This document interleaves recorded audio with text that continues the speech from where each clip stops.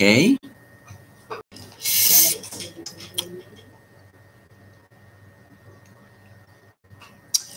Hello, everybody. I hope you're there. I see a few of your beautiful names, and hopefully we'll hear some more from you. This is Alan Abbey with YaLa Lecture, and tonight I bring you something of a difficult topic, actually, journalists at risk. And if I were to give it a title, I would say the title is Journalism is Not a Crime. That is actually a slogan being used by a lot of journalists around the world as they've been protesting countries and individuals who have been harassing, harming, imprisoning, and even killing journalists. As I said, this is a tough subject. And what the point of the conversation tonight is not to scare you, but to give you some thoughts on the challenges of journalism, why journalism is so important, and maybe for your, I want to hear from you a lot about your own countries and any stories you can tell about the journalism and journalists you may know, because as you probably know, in this part of the world, there are a number of countries that are not so hospitable to journalists. And I want to say hello. Let's see who's here. I see online, I see Hila, I see Hamza, I see Yuba, I see Fatima. And again, I always apologize if I mispronounce your names. Azroj, Gaddafi, Chloe, and hopefully more people will be joining us. So I wanted to talk about, the reason I was asked to talk about this subject is that I know a lot of you have been following the stories and the news of the horrible tragedy of the Saudi journalist Khashoggi, who was apparently killed in the Saudi embassy in Turkey. And this story has galvanized the world, has brought the attention of global leaders to this issue. And if we can say a death can bring about anything good, and it's certainly not to the family or the loved ones of this person and to the person himself, but if a death can bring anything good, perhaps it will finally bring some serious attention and focus to the issue of journalists at risk for doing their jobs. And if any of you have ever faced any risks, hopefully you'll be able and willing to tell me a little bit about it. One of the deepest ironies of this whole matter with Khashoggi, of course, if you weren't aware of that, is that Turkey, where this occurred, and Turkey, which seems to be the avenging angel, the crusading leader of this effort, is in fact one of the worst imprisoners of journalists around the world. And we'll get to some numbers and data later. But this has stemmed from, in the last 2 years, from the aborted effort to oust Erdogan from the leadership of Turkey. Whether that was even a real event or not, hundreds and hundreds of journalists have been imprisoned. Some have disappeared and others have been imprisoned. Unfortunately, apparently, many of them tortured and released. So, and the press in Turkey is as afraid of as afraid as anybody of in any country of speaking the truth to power and speaking and reporting and investigating the stories. But I want to give you examples, by the way, that take this far beyond just Turkey and Saudi Arabia and the Middle East. And to give you a little sense of an overview of the size of this problem, and then we can get to specifics about your any questions you may have and any individual countries. There's a lot of information out there, and after this lecture, I will send material to you all where you can continue to do some research if this is a subject that interests you. There are several organizations that operate globally to defend and protect journalists. So the first big place I want to mention, the first big story I want to mention beyond Khashoggi, and we'll come back to him, it takes place in Canada, of all places. Canada, one of the freest countries in the world. But there was a journalist who was embedded with a native Canadian and Inuit community, and they were reporting on problems in that community, and that person was arrested for doing his job. And there have been protests in Canada, again, a country that is generally ranked one of the freest in the world. Of course, that is maybe it's a rare occasion in Canada, but it can happen even there. Another country where journalists have been arrested lately, and this is in Myanmar, once known as Burma, of course, in the coverage of the Rohingya massacres and in the coverage of the ongoing disruptions there. Two journalists from that country, YaLa and Kya So-u, who report for Reuters, an international news organization. The same way Khashoggi was writing for the Washington Post. These two journalists were not just writing internally for a small media entity in their country. That's, you could almost say, I wouldn't say this is something you'd expect, but certainly you might think it's more likely that somebody who's writing for a small organization in their country might be caught up in internal politics. But here you have two journalists who work for Reuters, which is one of the top 2 or 3 largest news organizations in the world, and they were arrested as well, and Reuters has been protesting their arrest to no avail. So it's yet another place where journalists, where authoritarian regimes are bringing journalists to heel. And by the way, this doesn't necessarily mean only a right-wing authoritarian. It can be a left-wing authoritarian too. And this is to go into zoom out a second to global politics.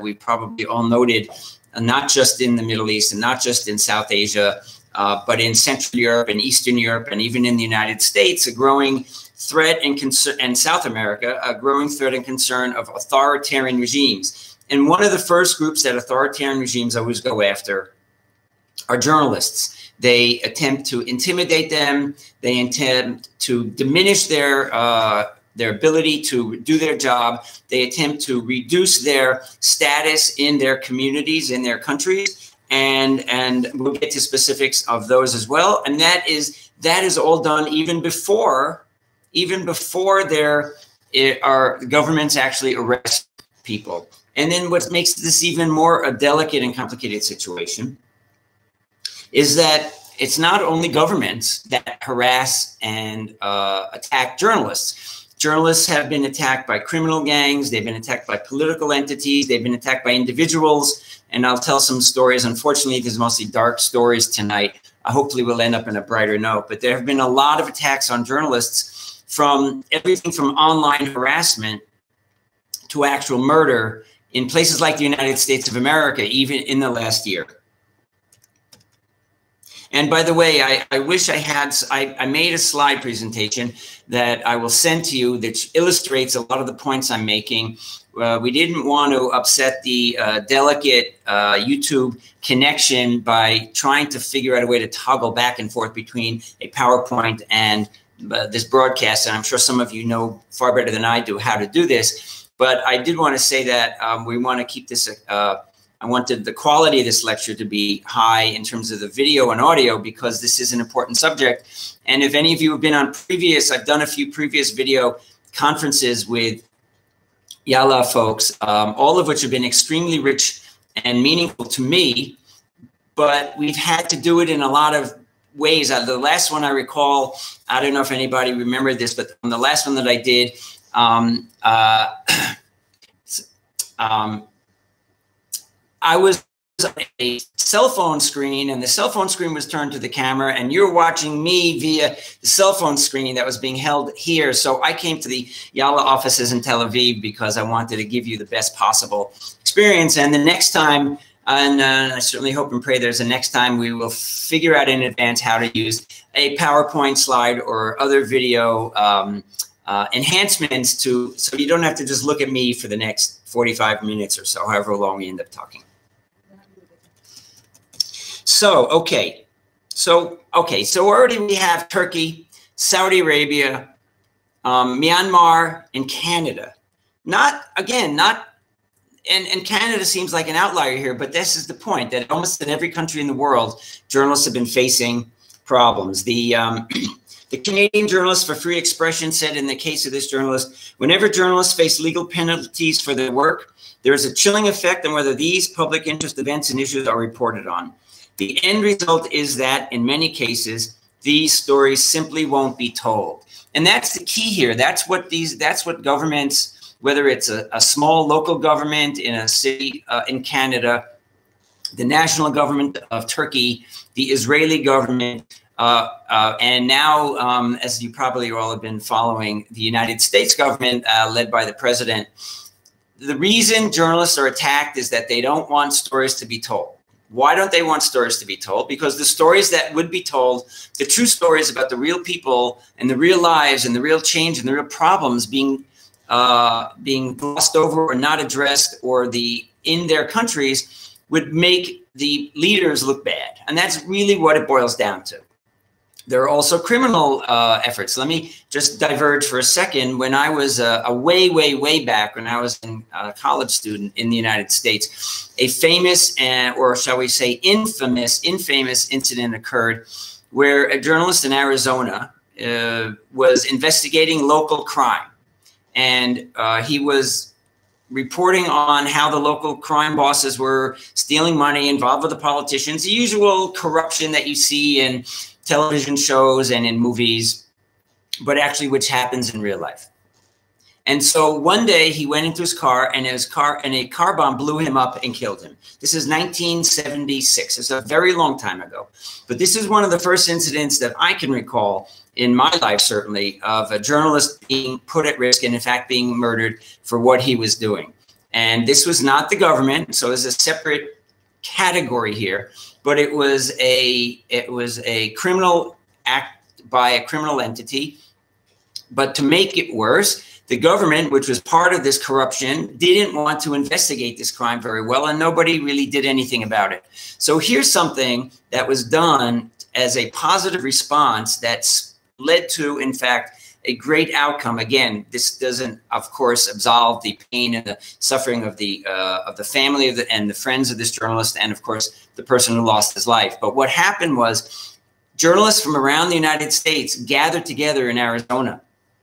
They came from New York, they came from Oregon, they came from all over the US, and spent several months reporting on their own time, some with support from their employers, some without, and dug up the story and figured out who had actually planted the bomb and why this had happened. And then when they brought this evidence to the police and the prosecutors, a case was brought, and finally justice was found. People were prosecuted and convicted of a crime and sent to jail.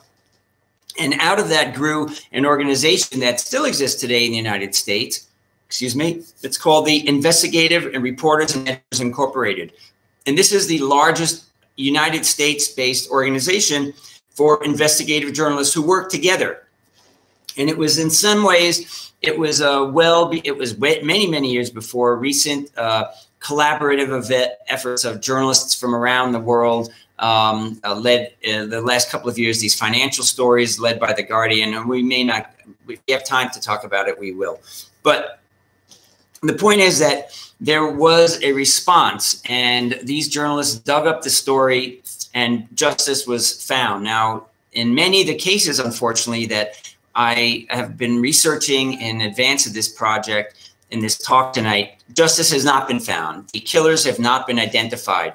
And in war-torn countries like Afghanistan, where there are various militias and fighting, and nobody knows who's really in charge, or in Syria, certainly, it's not clear who is responsible for these crimes. And likely, unfortunately, many of these crimes, and let's call them what they are, they're crimes. A murder, an abduction is a crime. And it's not something that is always found out. And this is one of the sad things. So what's another? Let me give you. Okay. In India recently, Shujat Bukhari, age 50, was fired at outside his office as he was leaving for an iftar party during Ramadan earlier this year. He suffered injuries to his head and abdomen, and this was in the Kashmir area of India, and he had police protection. He had police protection, and he was still attacked and assassinated. This is in Srinagar in northern India, and he was an investigative journalist. Well, let me see.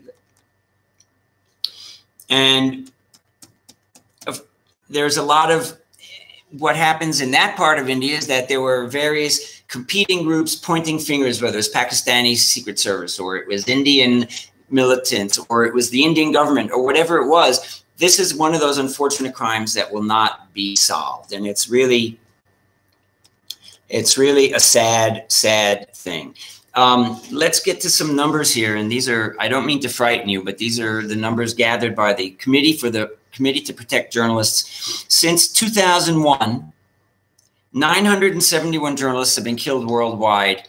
And that's where the motive has been confirmed. So it's not as if somebody accidentally was hit by a car. These are murders of journalists for doing their jobs. And again, I don't have this map that I can show you. You can find it on the website of Committee to Protect Journalists. The biggest conglomeration of these actions was in the Middle East, Northern Africa, and Central and Latin America. The United States has a few. Russia has a few. The Northern and Western Europe has a few. Australia actually has 0. It's the cleanest continent on the earth when it comes to this. And if you can envision the world map from southern China through central, through Indochina, or what the Vietnam, Laos, Cambodia, that region, moving west, north, essentially along the old Silk Road that China has been working on, through the Middle East, and then turning south in Egypt, where there's been a lot of problems, turning south in Egypt, moving down towards Western Africa. This is where most of this has occurred. The red dots are showing in most of the 50 or 60 countries of Africa, and about 2/3, 3/4 of the countries in Latin America. This is where these things are happening.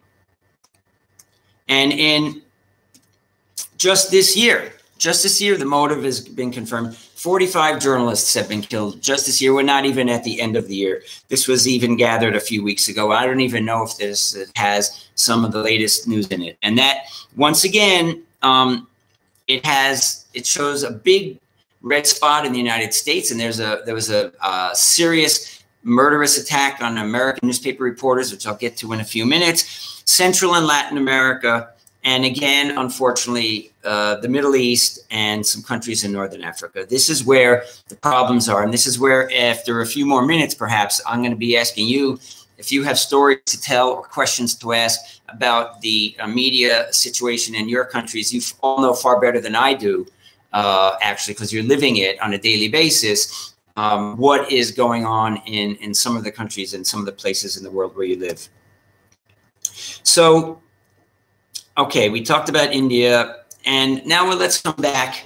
Let's come back to Jamal Khashoggi, because this has been the most horrific and largest story about a journalist being killed. Not that other stories aren't horrific and terrible, but this one has captured the world's imagination for several reasons. First of all, as you probably know by following this, Khashoggi was a Saudi expatriate living in the United States, a U.S. resident, not a citizen, which is one of the reasons the president of the United States has kind of been rather mushy on this. And that's a terrible reason, but he gave as a reason. Living in the United States, working for the Washington Post, one of the most important newspapers in the United States, as I suspect all of you know by now. And one of the things about this is that he had literally written an article that was in the computer system of the newspaper before he disappeared. And it was called "Why the Middle East Needs Free Press." So if you were to write a script about a drama, you wouldn't even put that in, because it would seem like too much of a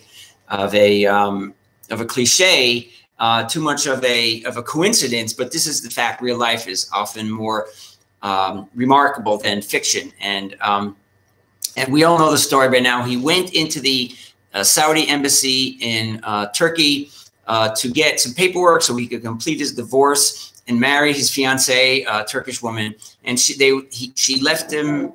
He left her at the gate, and he never came out. And then he never came out. And then there were various efforts at covering this up. And now, the Saudi government has changed its story 3 or 4 or 5 times. And the Saudi government is now sort of maybe barely cooperating with Turkish authorities, and the Turks have been able to wrap themselves in the mantle of a free press, in a sense, whitewashing their own terrible activities in order to show that they are going to hold the Saudis to this crime. And this is the thing. This is where this becomes more than just about an individual.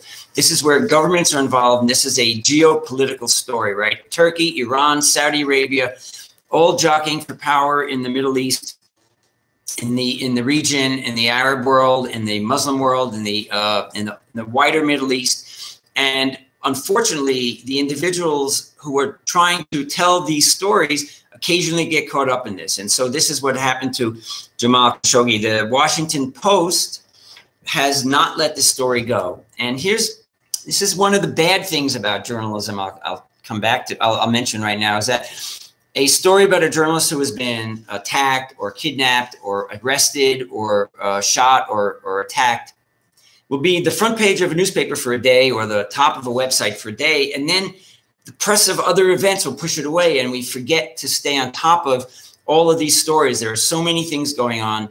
Only these journalism protection agencies are the ones trying to keep up with these stories. And they, in fact, are small.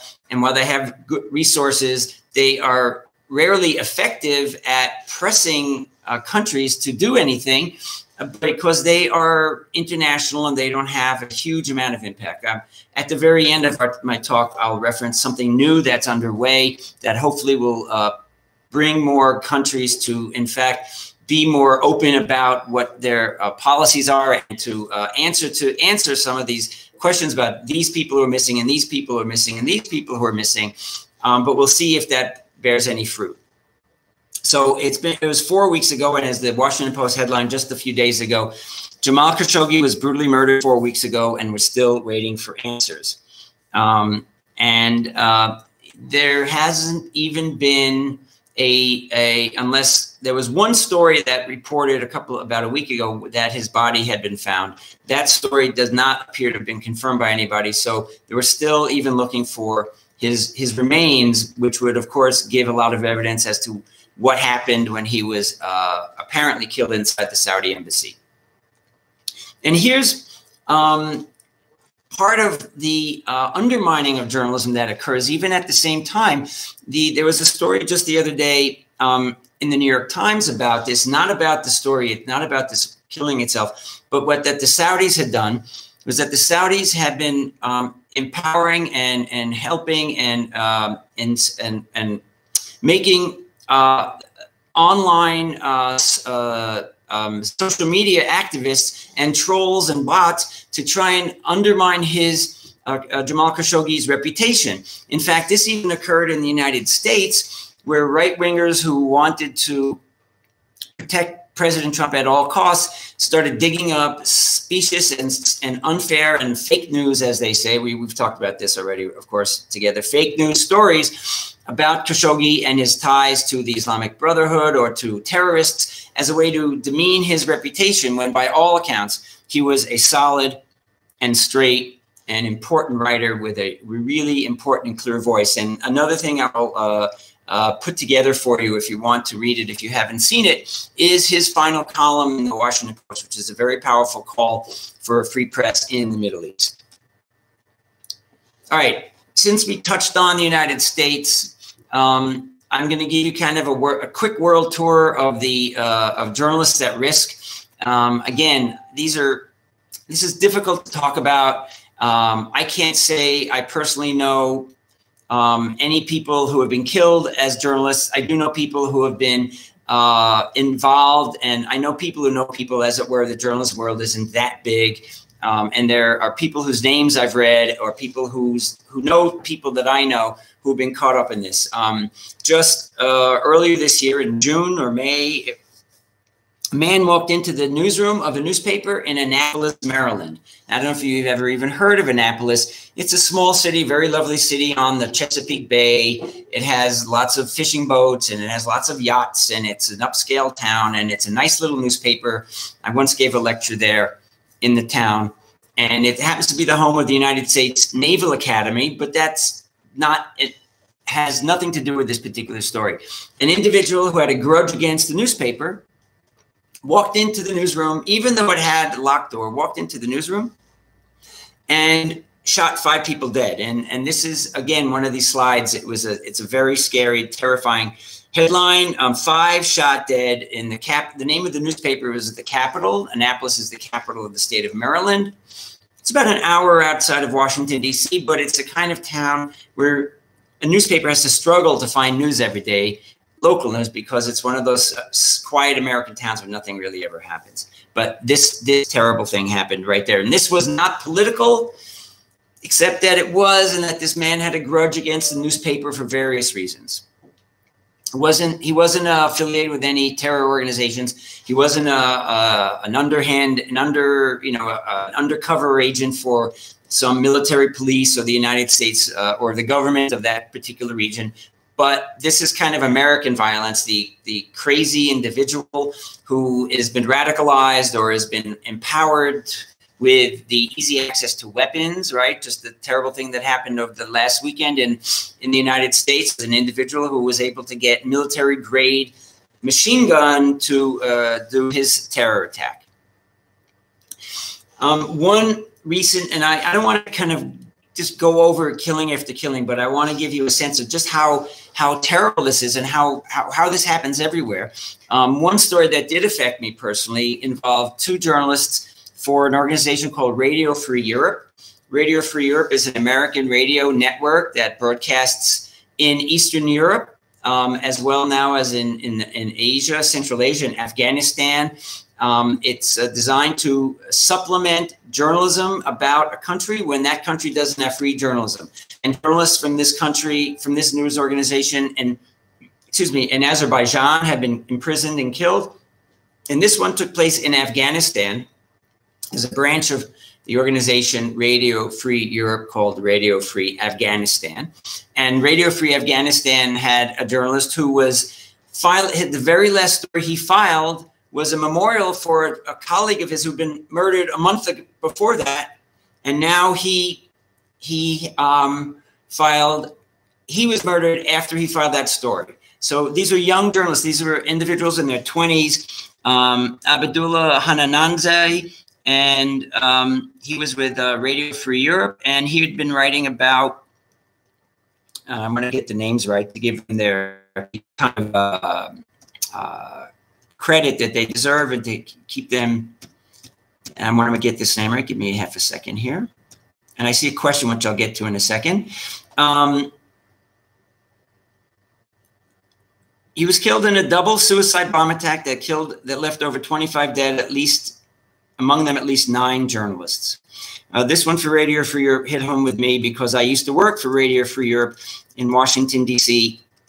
many times, many years ago. And his journalism, he'd been writing about drug addiction in Afghanistan and the government's attempts to crack down on international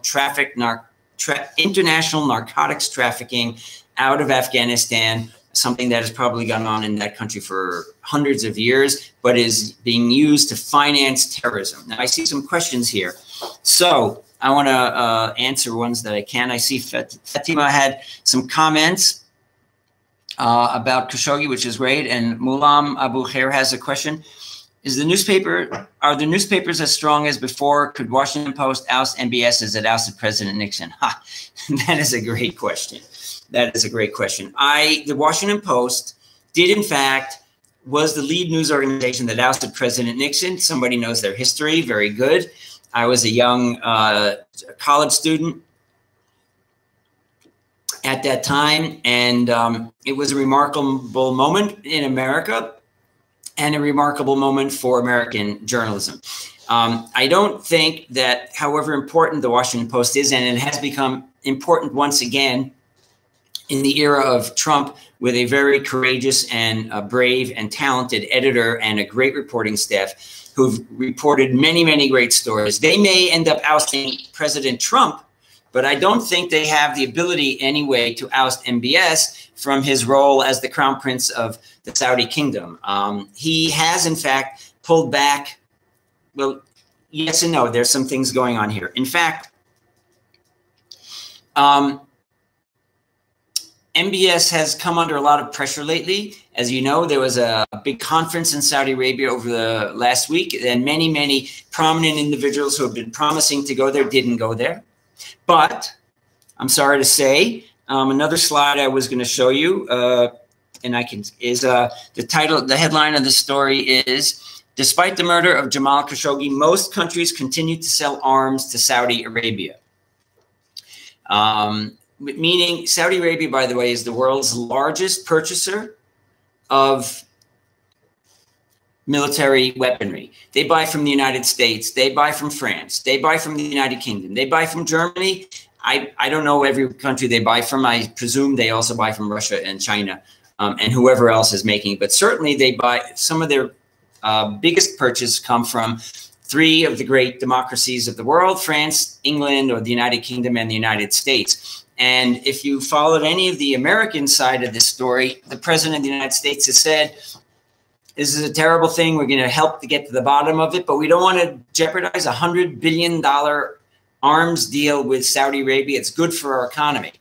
And in his way of tending to exaggerate, at the least, over the course of repeating the story several times over the course of the week, the president went from saying that it would bring 50,000 jobs to 600,000 jobs. And I think at one point he was even quoted saying it might even bring 1 million jobs, which is, of course, patently absurd. But he was, as you probably also know, Trump has been very close to the Saudis. Trump's son-in-law, Jared Kushner, who works for him in the White House, is personally close with MBS. And so they seem to still have a significant amount of support from the United States, and the pressure from the United States is limited at best. So the long answer to the short question is no, I don't think the Washington Post is going to be able to oust MBS, although they have put a little bit of a damper on his ability to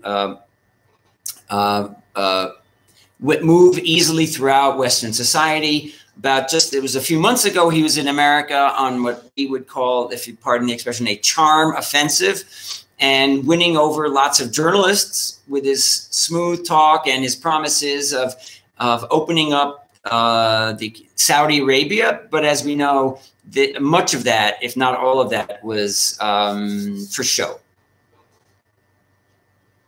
Next. Okay. Not only are journalists murdered for what they do, journalists are missing from 1992. So this is a long time. 60 journalists have gone missing and never been found again. These are more numbers from the Committee to Protect Journalists. These are people who just disappeared and nobody ever found what happened to them. Nobody was ever able to track them down. They're not technically considered having been murdered because there's no, I guess in this context, we'd have to say Khashoggi is missing because there's never been a body and there's never been any crime or there's never been any tribunal or court against him. But 60 journalists just gone missing. They were kidnapped and they were never seen again. Hila Fania Chipman has a question. Oh, wait, let's move up. I'm sorry, I missed one here. Gaddafi Al-Manouni, does freedom of the press have boundaries? If yes, who put them, the journalist or the institution that works with it? That is another really good question. You guys are right on top of this. What is freedom of the press? Freedom of the press is different in every country in the world. And there are rankings around, again, by other organizations of how free the press is in any particular country. Let me speak to two countries that I know reasonably well, Israel and the United States, and what the laws are and how that plays itself out in the journalism of those places. In the United States, officially, legally, historically, there have been very few limits on freedom of the press. If you know anything about the United States government and history, in the very core document, it's called the United States Constitution, freedom of the press is listed above freedom of religion, freedom of assembly, meaning ability to gather together in a street corner, and freedom to express yourselves. So the press is very much protected by this very first part of the United States Constitution. And while this practice has waxed and waned over the years and in different parts of America, because it's a big country, things have happened. The United States has had one of the most free presses in the world. However, if you look at the statistics and the data now gathered by these media organizations and these freedom and democracy organizations, as they survey the world and they do their research, the United States is no longer even in the top 10 or 15. Countries like Norway, Denmark, the Scandinavian countries come up way ahead in terms of the ability, the freedom of the press, and the ability of the press. Let's move quickly to Israel. Israel is rated as partially free press. And I have some more, I'll get to more specifics about Israel and the Palestinian territories, Israel and Palestine, and their treatment of journalists in a minute. But Israel, because it doesn't have a constitution, a document as entrenched in the core of the government as the United States, it doesn't have anything in it about freedom of the press. It has implied freedoms. It has limits that are lighter than in most countries, but there isn't a core document embedded into the country's fiber that says the press should be free and that it's a very high value. And around the world, different countries have in fact stated that the freedom of the press is almost limitless in their country. But again, a lot of this depends on the time, the place, and how stable and solid a country is. If there's a rule of law, if courts and police and prosecutors and government officials are reasonably honest, and that's all I think we can expect from any leaders, no matter where they are in the world, reasonably honest, then freedom of the press will be respected.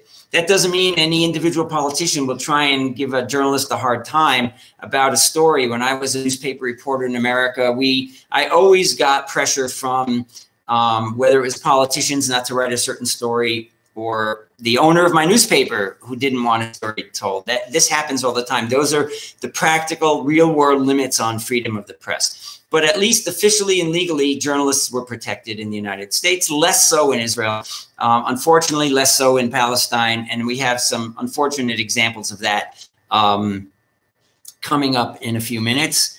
I have a lot of questions here. Okay, let me see. Okay, Mido Ghanim said, Canada canceled its military contract with Saudi Arabia. Good for Canada. Canada has a very, even though there's one particular journalist I mentioned earlier came under pressure, Canada is a very free, open democracy, and they do take a moral stance on issues. I suspect, in using the term realpolitik, in the real world, that Canada's arms sales to Saudi Arabia were much smaller than the $100 billion that President Trump was talking about. But nonetheless, it was the right thing to do. Okay, so here's a question that before it goes too far down the road, oh, they're coming in so fast, I can't even keep up with them. YaLa asks, how can journalists protect themselves while speaking the truth and researching it? And I see that you mentioned it later. I didn't miss it, and I'm getting to it. I'll stop for a second on the narration and come to this. This is a very, very difficult question. And I've been asked this on and off by some of you, some of the YaLa participants in emails and in previous sessions. And there are a couple of things that you can do. And before I even get to that, the practical things, I would say, as a citizen journalist, as an individual, if you work for an NGO, or you're a student, or you work for yourself, or even if you work for a news organization, you have to judge yourself how much risk, personal risk, you are willing to take. I would never presume to tell any of you to take on a story that could be dangerous personally. I could never live with myself if you were harmed, but it's also not my role to tell you how far you can go. And all of you know better than I the actual on-the-ground situation in your particular country. So with that as background, there are some things that you can do. First of all, journalists who work for serious mainstream news organizations generally have more protection on the legal and organizational level. Although, as we saw in Myanmar, Reuters journalists, and as I said, Reuters is the second or third largest news organization in the world, Reuters journalists were not protected. I mean, there are real practical things. The journalist in Srinagar province who was killed, the Indian journalist, he had bodyguards and he was killed. He had police protection. So these kind of things, these really practical things like having a bodyguard or wearing body armor, even that can actually not give you a full sense of complete security and safety, which is a terrifying thing to think about, actually, as I just tell you this. I did a survey, I did a research project unaffiliated with YaLa earlier this year, where I talked to journalists Jewish journalists in Eastern and Central Europe. And many of them who faced threats and anti-Semitic attacks told me they did a lot of things, which are some of the things you can do. They in fact, rarely put their names on the articles they wrote, even if they were kind of routine articles, not particularly controversial. They just didn't want anybody to know they were journalists. So on their website or in their newspaper, there was no byline. There's no name on the article, even though they had written it. They had limited or reduced or completely left themselves taken themselves off of social media. Now, that's a very difficult thing to do in this day and age. It's actually a tool that journalists can use. And one of the ways journalists have been fighting censorship in their own countries, and the way many of you have been working to tell amazing, remarkable, important, and really emotional stories about what's happening in your countries through social media.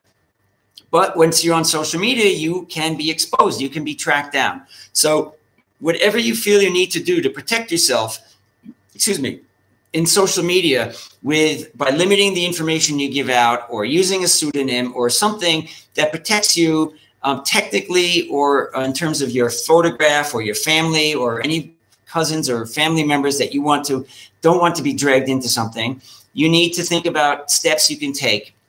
Now, the problem is that any given day, almost anybody can be tracked down. And so these kinds of steps are important, but they needn't be, you can't rely on them as giving you full protection.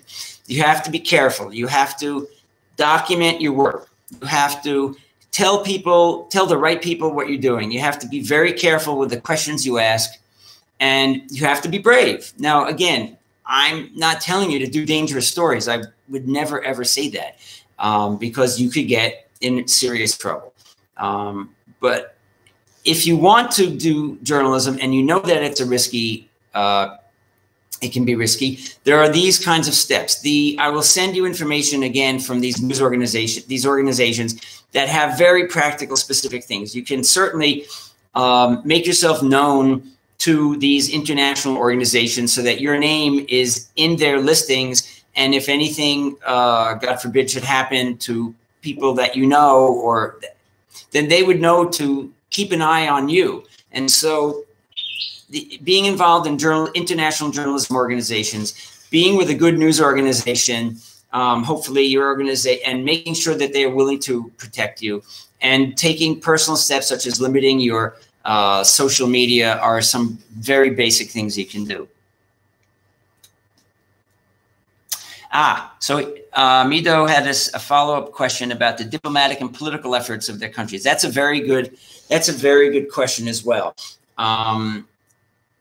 As we've noted, now when a foreign journalist is captured or taken hostage by a militant or organization or a government in a conflict-ridden part of the world, in many cases, the countries have done a lot to get their journalists out. There have been stories in the last few years of American journalists captured in Syria. Sadly, several have been killed, and a few have been returned.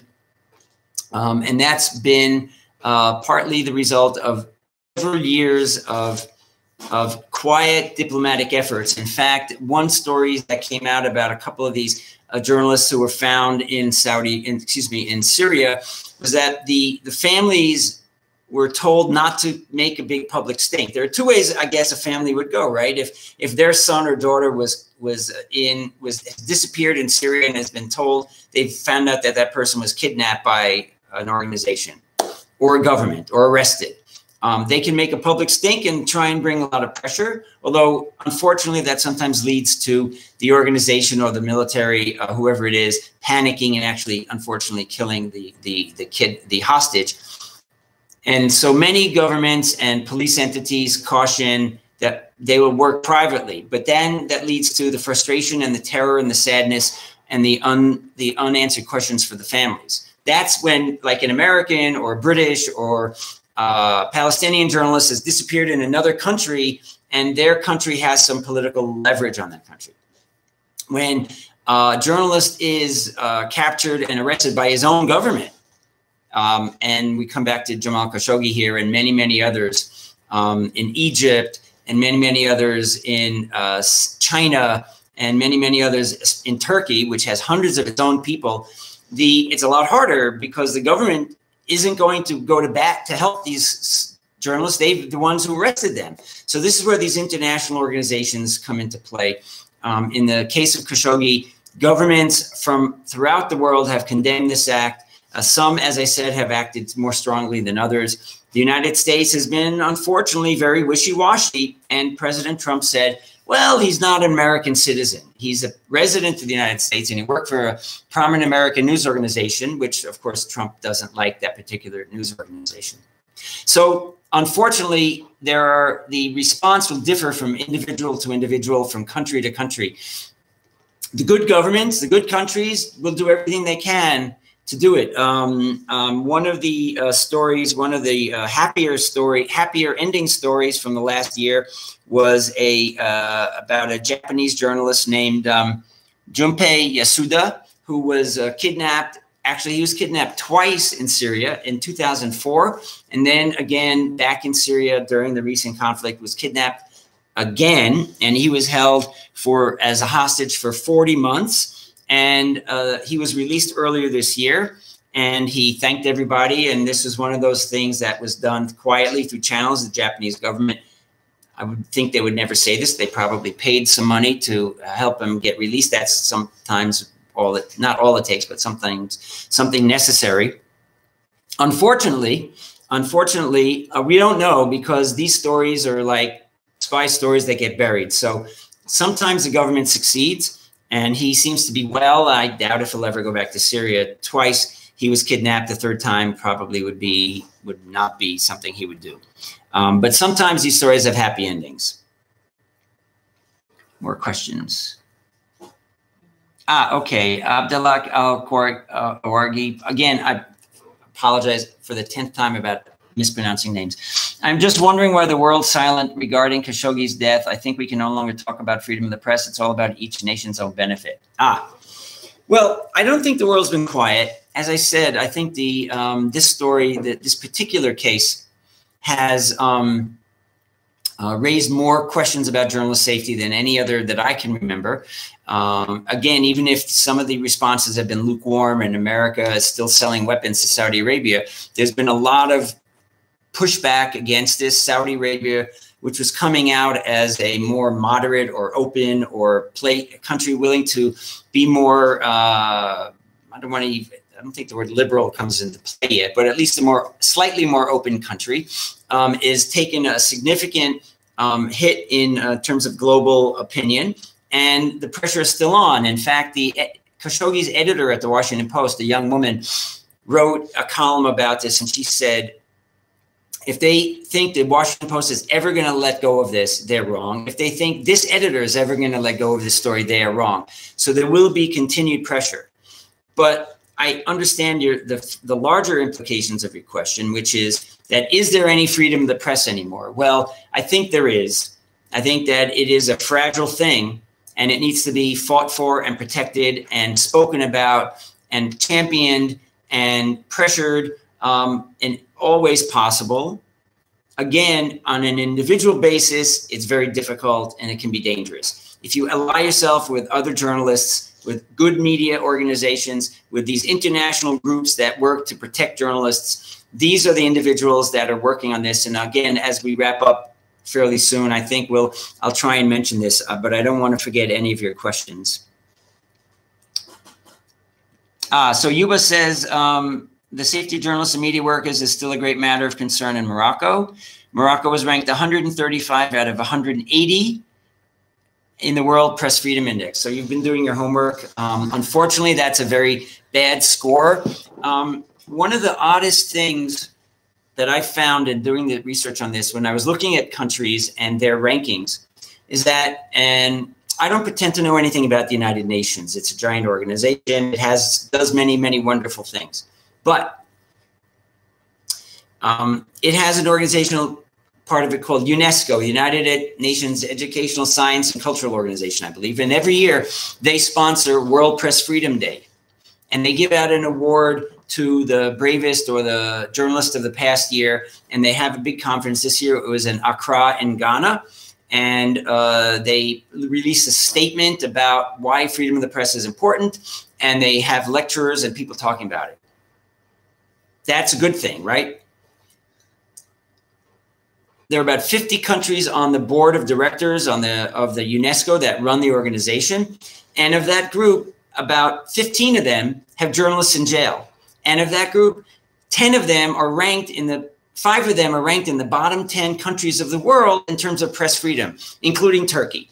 So UNESCO, which is nominally a global entity trying to present and push for freedom of the press, is in fact on its board of directors. They're sitting around a table and they're all talking about how they want to have this event, and their own members are oppressing journalists, and their own members have very little press freedom in their countries. I find this, I just don't understand it, frankly. And I don't know why that is. I've tried, one of these days I'm going to dig more into this and do some of my own research, journalistic research on this. Why are countries like Turkey that have no freedom of the press on this organization, and why are they part of a program every year to promote freedom of the press when it's such a blatant falsehood? It's hypocrisy of the worst order.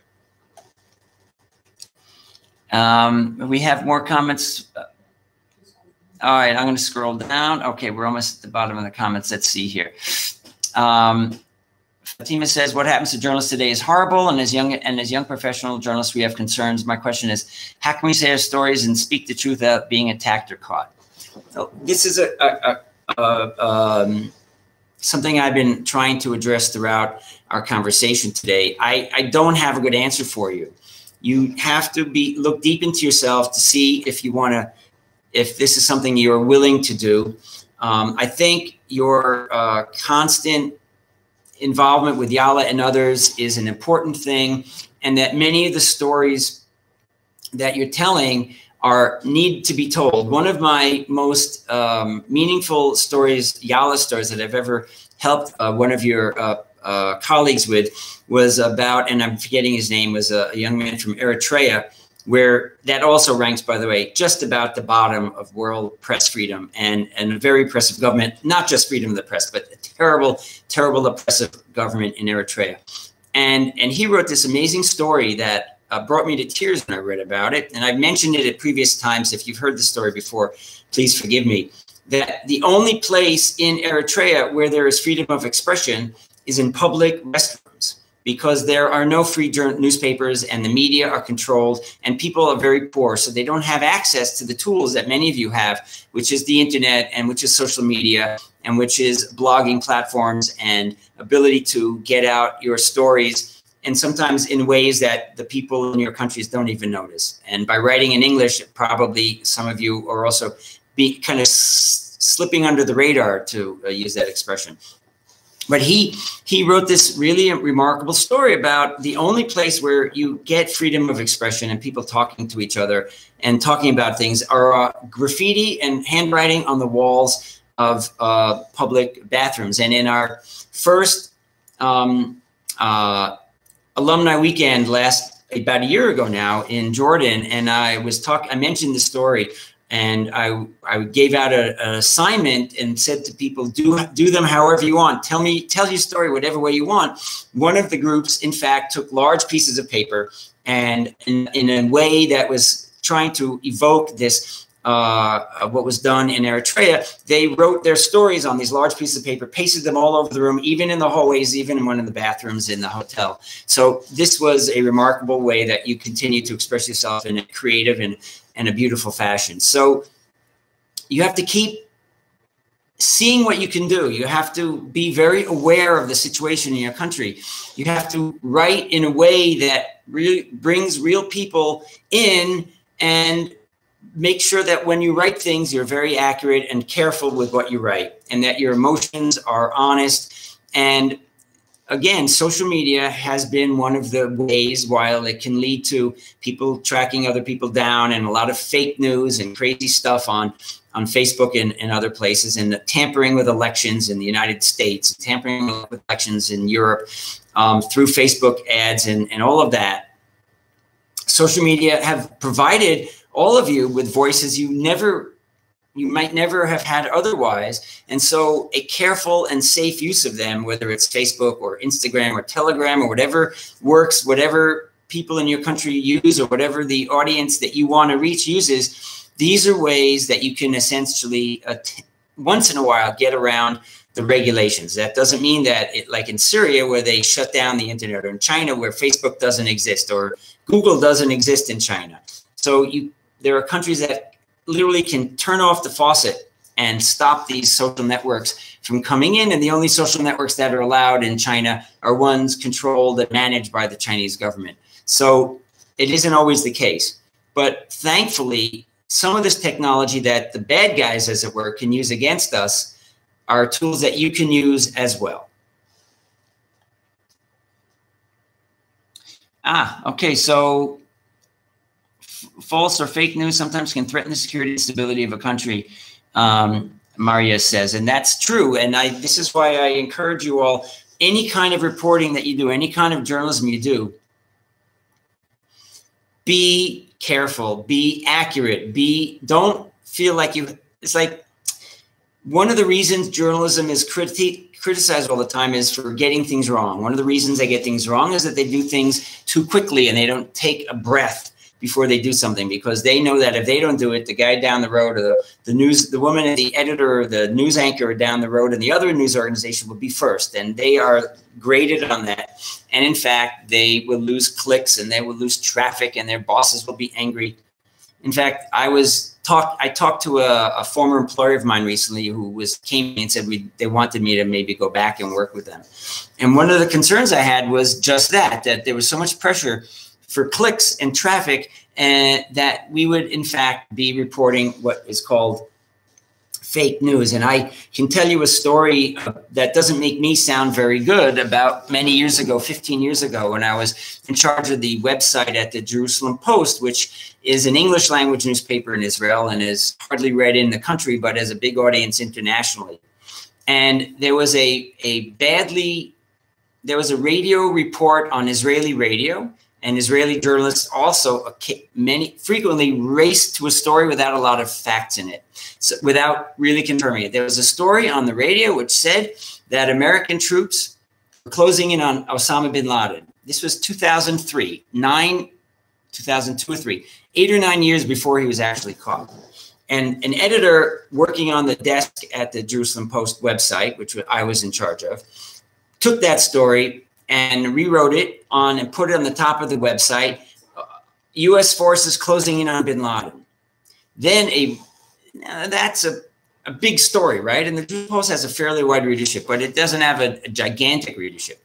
Well, a news organization in America that did in fact have a gigantic news audience took that story and made it in gigantic type, about yo big, filling up the entire screen.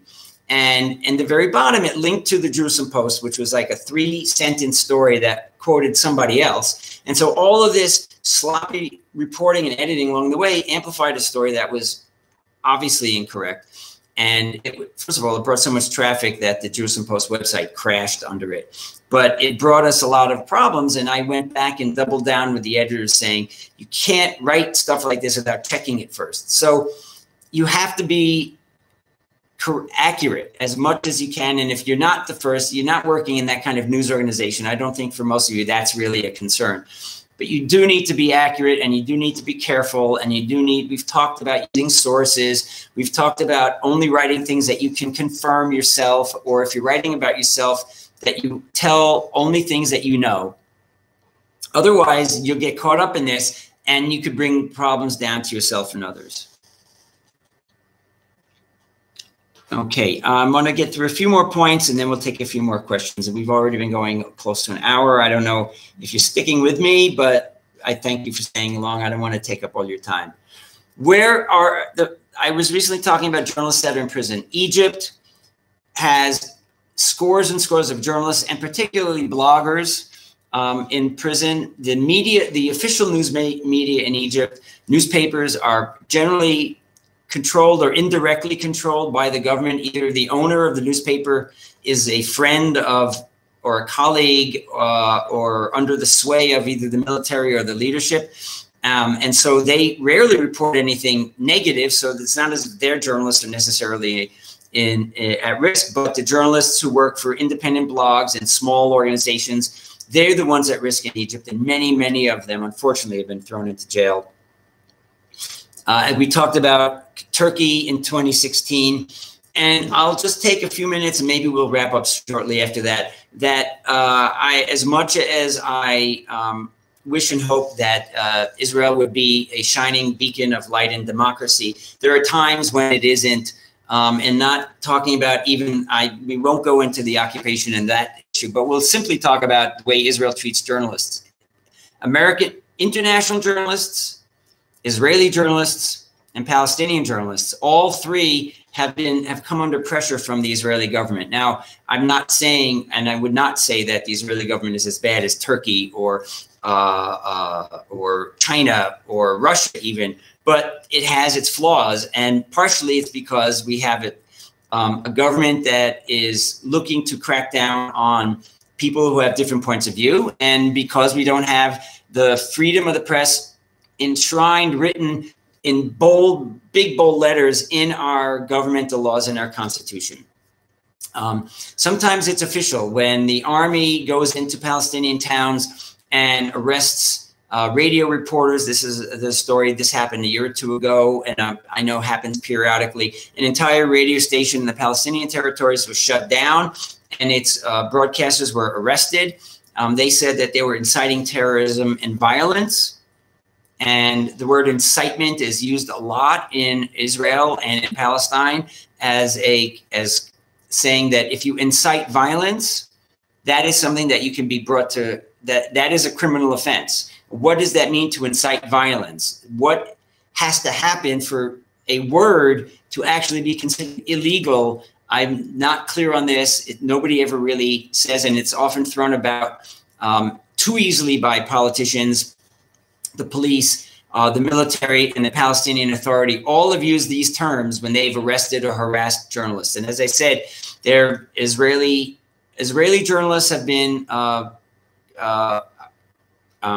prosecuted by the Israeli government for reporting certain stories. European and American journalists have been either arrested or pushed away or roughed up, and occasionally even hit by bullets during protests and during military actions, or when Israelis and Palestinians are coming to weaponize conflict.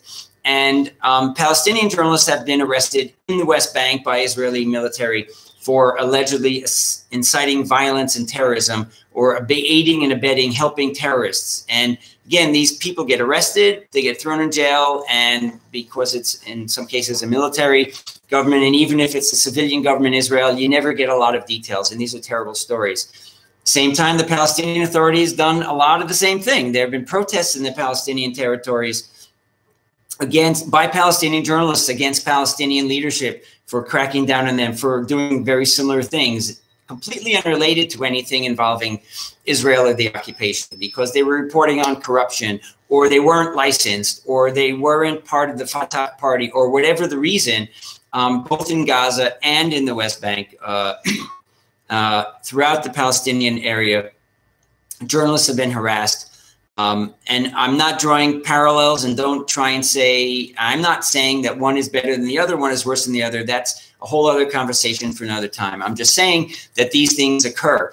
And at the same time, in Israel and in Palestine, citizens who feel that journalists are telling their story badly, or not telling their story correctly, or telling the other side's story too much, have been harassing journalists as well. So it's not just the government and officials. Excuse me, I have a cold and I'm running out of voice here. It's also citizens. So there's a story in Haaretz the other day.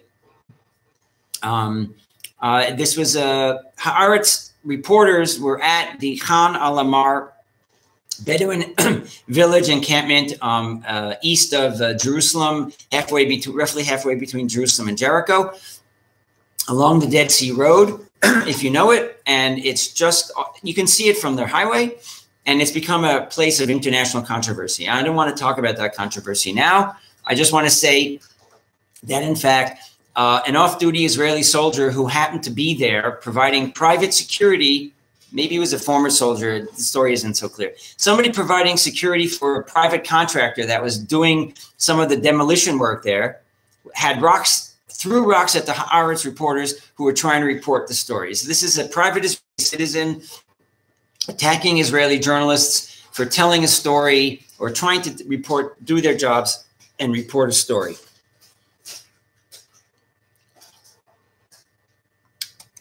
Again, I've been giving you as bad news.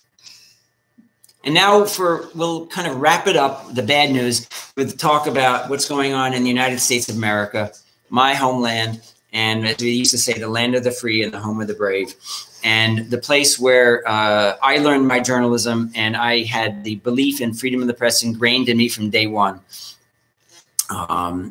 The United States still has freedom of the press, but let me tell you that the President of the United States and many, many other politicians are doing everything they can to, within the limits of the American law, to harass and demonize and minimize American journalists. At his rallies, President Trump talks about the fake news, and he talks about the press as the enemy of the people. And I was just watching yesterday on CNN where a reporter showed video of a Trump rally from just the other day, where the crowd, Trump is on one side of the stadium, there's a crowd, and the journalists are back. They have private security now at these events, and hundreds of people turned around, turned their back to the president, turned to the journalists, and started yelling, CNN sucks. CNN sucks. CNN is the one that Trump picks on more than any other. And journalists have been pushed and shoved at rallies. And in fact, this is a story you probably didn't hear, but about a year ago, a congressman, a member of the United States government in a small state out west, attacked a reporter from The Guardian being one of the best, I think, English language newspapers in the world. He knocked him down. The journalist had to go to the hospital. And eventually, after denying that he had done this congressman, a public official, was convicted of assault and sentenced to, he wasn't ever sentenced to prison, but he was sentenced to do things to kind of make it right. And so that was a pretty bad incident. And it got a lot of press in The Guardian because this kind of thing rarely happens at an American political rally. Well, just last week, the President of the United States was in that state out west, in the American West, campaigning for this congressman and others in that state. He went out of his way to say, Trump says he has no regrets. He went out of his way to praise the congressman who attacked the reporter. He said, he's my kind of guy, right? I'd body slam him too. This is what we want. And then when people said, how could you support, when journalists and others and political critics said, this is ridiculous. Trump then, he never backs down. He said, Trump, the next day's story was Trump says he has no regrets about praising the congressman who assaulted a reporter. I mean, this is unheard of in America. Yes, presidents lie. Yes, presidents do sleazy things. Yes, everybody from Obama to George Washington did things that were out of line. But President Trump has raised this terrible art, this dark art, this dark Slytherin Harry Potter art to a new height, or maybe a new low, by praising a person who was convicted of assaulting a journalist. There are many other stories about it in America. If you heard this also last week, there were bombs or possible bombs sent to more than a dozen high-profile individuals in the United States. Hillary Clinton and the former Vice President Biden, and CNN got bombs that could very well have exploded. The person's been arrested. He was a devoted follower of President Trump. He lived out of a van which was covered with Trump stickers, and it had pictures of people like Hillary Clinton with bullseyes drawn on their faces. So this was a person who was I won't blame the president for this individual. He obviously had other things going on in his life, and he may have serious mental problems. But the atmosphere that's been created in the United States by the president from the top down, from the last 3.5 years, since he first announced his running for president, has been truly toxic to the journalists in the land of the free and the home of the brave. Particularly, journalists are attacked all the time on social media. People have had nasty letters written to them. And if I may bring a personal note into this, many Jewish journalists in the United States have been subject to horrible anti-Semitic attacks in the media, in social media, on right-wing media, letters, and Jewish newspapers and journalists have, in fact, brought in bodyguards, locked their doors, and reduced their social media. This is in the United States. This is in New York City, right? People have been facing horrific language, terrible language, threats against them that they forwarded to the FBI. And none of this happened. Occasionally, journalists would be harassed. Yes, of course. America has never been a perfect place. But nothing like this has ever happened to journalists. And it pretty much all starts with the rise of Donald Trump, who essentially, not that America was a wonderful, shiny place before that. This dark side of America has always existed, right? The Ku Klux Klan, racism, this has always been in the American body politic. But what Trump did was he went down to the swamp. He kicked over the rock and all of these slimy things full of claws and hairs and stingers and poison and venom started crawling out from underneath. Again, it sounds like a bad horror. You could make a horror movie about this. And they have been the ones who've been empowered by the atmosphere, the toxic atmosphere in the United States. They've been empowered to act primarily through social media, but also in some real life instances, to attack politicians they don't like, to attack people whose politics they don't like, to attack journalists. And the pipe bombs last week was just at CNN. They got several different packages in New York and Atlanta where they're headquartered. These kind of things are never happened. It just never happened before. Just never happened before. All right. I want to wrap up and then take the last couple of questions.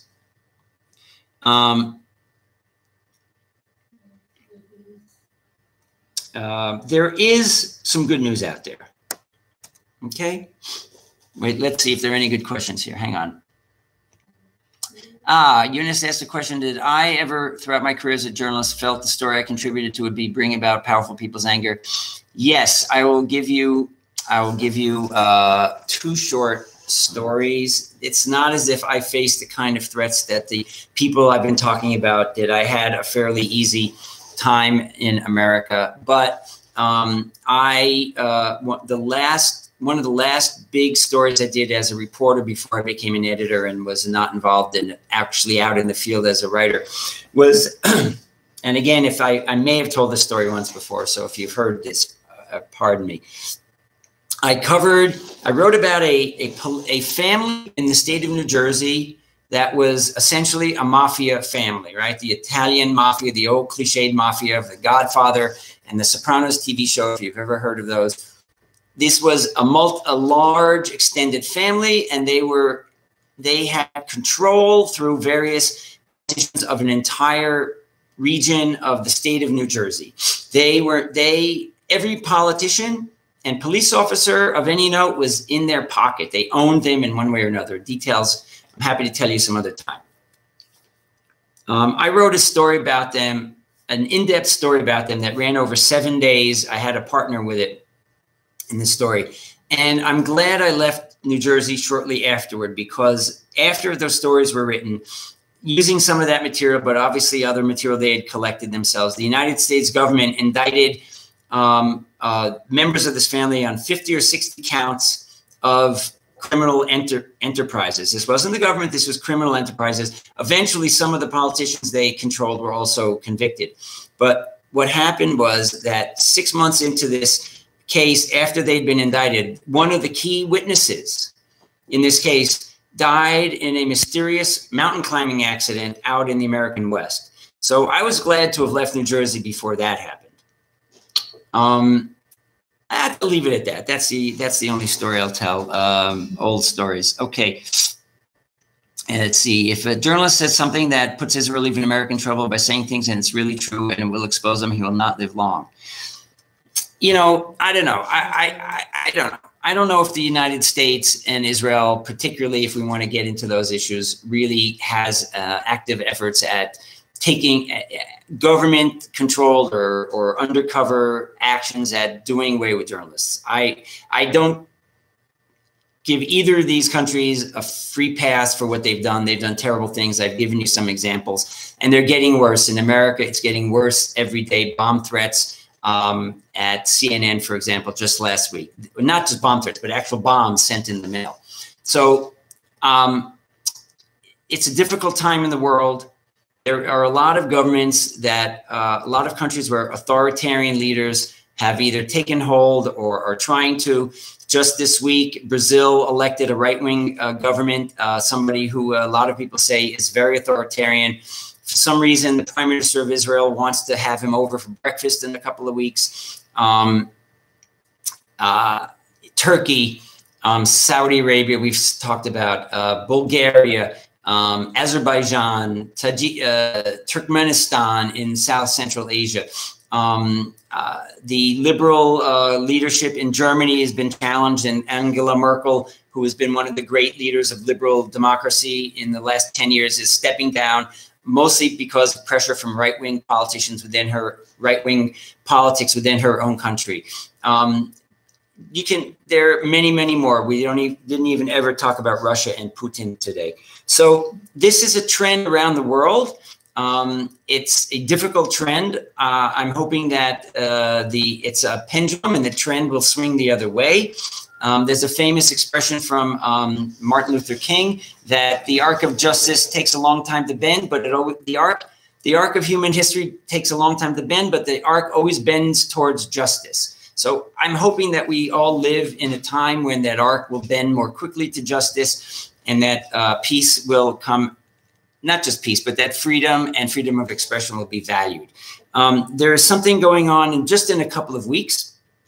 There's an organization called Reporters Without Borders, but it's more known by its acronym RSF because it's a French Reporters Sans Frontières, and I know Chloe's probably laughing at my French. Okay, very good, she says. The RSF will launch a groundbreaking Global Information and Democracy Commission 70 years after the United Nations General Assembly adopted the Universal Declaration of Human Rights. So in the next couple of weeks, literally in early November, there will be global events celebrating 70 years of the UN Declaration of Universal Declaration of Human Rights. And RSF, Reporters Sans Frontières, is going to push their efforts at getting governments around the world to support freedom of speech, freedom of expression, and protection for journalists. And it's something that I think we can all support, or you should consider supporting. I will support it. I'll send some of this information around to you. And if you feel that this is something that makes sense to you, you should go ahead and do it. That's kind of the good news to end. Let's see if we have a few more questions that are really, that we have time to do, and we'll end in a couple of minutes. It's almost, I've probably gone way over my time. Let's see.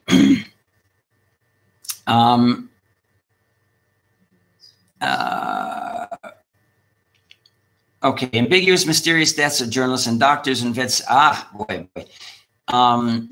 That's Mito. That's a tough question. I don't have a lot of detail on any specific issue you're referencing, but journalists have been. There was a famous story. Now that you remind me of this, there was a famous story in the United States, also in the United States, of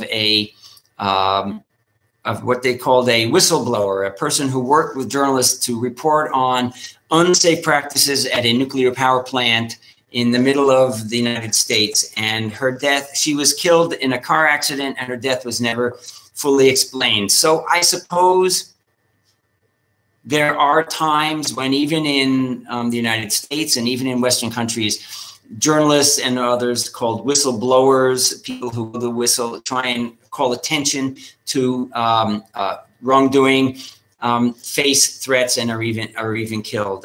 There is, maybe you think I'm naive to say this, I don't think there's any conscious organized effort, at least in the United States, to do this, but that doesn't mean that corporations or criminals or arms of the United States government or political leaders in certain areas aren't willing to make the ultimate step to shut up a critic. And that's it. And when we get done building the ark, there would be a flood before the rainbow. Well, I said that's good, but it was that's good. That's a great pun. I think the ark is more like a rainbow. I don't think we need a flood before we get the rainbow, but again, in our lifetimes and our children's and children's lifetimes, maybe with global warming, we will have a flood. I don't really know. Oh, Julian Assange. That's a good question. I want to address that real quickly from Yasser, and then we'll kind of close up. Julian Assange was the founder of WikiLeaks. WikiLeaks started as a remarkable organization that was accepting and then publicizing secret data that came from government material that was found by these whistleblowers, and that was secret information, whether it was government to government conversations or secret wiretaps or secret governmental programs in the United States. Certainly had a lot of that when they attempted to essentially listen in on every phone call in the United States and had the technology to do so. Unfortunately, Julian Assange is in a situation where a lot of people don't trust him anymore. He's either been compromised by the Russians, or he, for some reason, seems to be very close to Russian leadership, and his honesty, frankly, has been suspect. I know it was not Donald Trump. It was, in fact, Barack Obama, who said that if America got its hands on Assange, they would arrest him for spying and for treason or whatever, conspiracy, whatever they could throw the book at it, as they call it. I'm no expert on Assange. If you want me to look into this more, I will. I'll just say that from what I understand, that WikiLeaks started out as a great operation, at least from my perspective, but that Assange is not, he's essentially taking a moral stand and saying this material should be public. And when a person takes a high moral stance and says this needs to be public because this is the right thing to do, he or she has to similarly be a person of high moral integrity for that to have really any real impact. And I think, again, I don't know the ins and outs of this case. I do believe that there's questions about Assange's integrity, and you might think that's a conspiracy to turn him away. I don't know. I can't give you a definitive answer. I do know that Assange is a figure of some controversy.